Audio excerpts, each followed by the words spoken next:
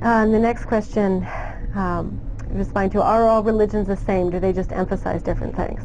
Absolutely not. In a sense, again, to use an analogy, it's like saying all languages are the same. They have verbs and subjects and predicates and nouns and so on. So what's the big deal? They're all the same. Why bother to study another one? To me, religions are different understandings they reveal different interpretations of what it means to be a human being. Religions are very much shaped by the human context in which they grow, so that, for example, one can't just study Hinduism outside of knowing something about the history of India and the growth of Hinduism, the development of it, the social and cultural dimensions of the Hindu community in India, and so on. And the way in which things change over time and the pressures that push change in religious traditions.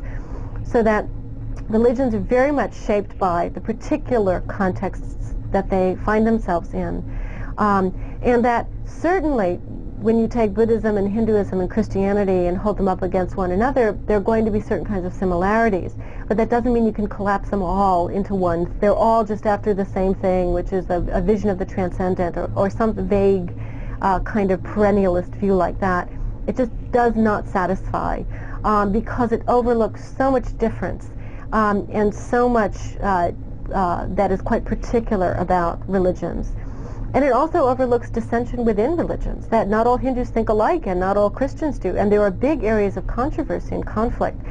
When I teach, for example, when I teach about the concepts of karma in the Hindu tradition, I tell students I'm not going to give you the Hindu view of karma.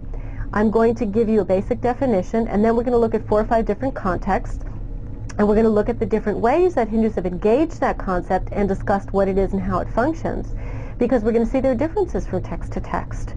So even within religions, there are different views expressed, and there might be contradictions, and people might argue about a concept, so that I always caution students about reducing everything down to its most simple common denominator, either in any one religious tradition or just say religion is about X and they all are doing that. That takes an awful lot of paving over of difference to arrive at that conclusion. And I think it really misses the boat in terms of understanding how religions function.